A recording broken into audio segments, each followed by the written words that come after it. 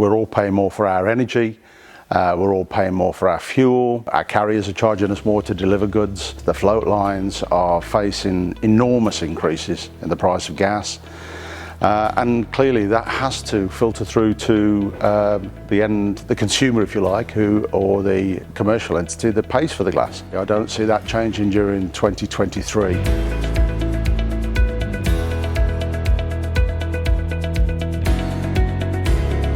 So what we really need to do is we need to be cutting the wastage of such an energy-intensive material. It is unforgivable that we're throwing glass cullet away. We have a system with Zilberschnitt where we have a cutting wheel for any type of glass, where we have cutting fluids for any type of glass, and we can give expert professional advice to people who are processing large volumes of glass to reduce that wastage.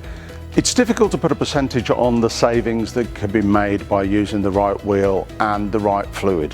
We believe that we can make incremental savings which over the course of a year will add up.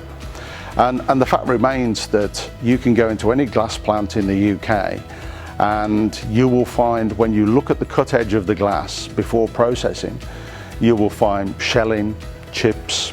All of these little things can be ironed out with the appropriate wheel and the appropriate cutting fluid and the appropriate cutting pressure. There are definitely opportunities there to make even greater savings, and those incremental savings will add up over a period of time.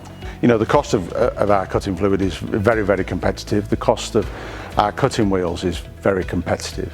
Let's say, for example, you've prepared a sheet of glass to go through a tempering furnace. Perhaps you've used the wrong degree of cutting angle on your cutting wheel, and perhaps too high a pressure. You've created stress within the glass, and that's the very thing that's going to cause that piece of glass to blow when it goes through the tempering furnace. So there you're not talking about an incremental loss, you're talking about a significant loss in terms of the cost of the glass, the processing that you've already put into it. But there's hard science that will prove to you that if you use the right wheel and the right cutting fluid and the right cutting pressure, time and time again, you will significantly reduce your wastage.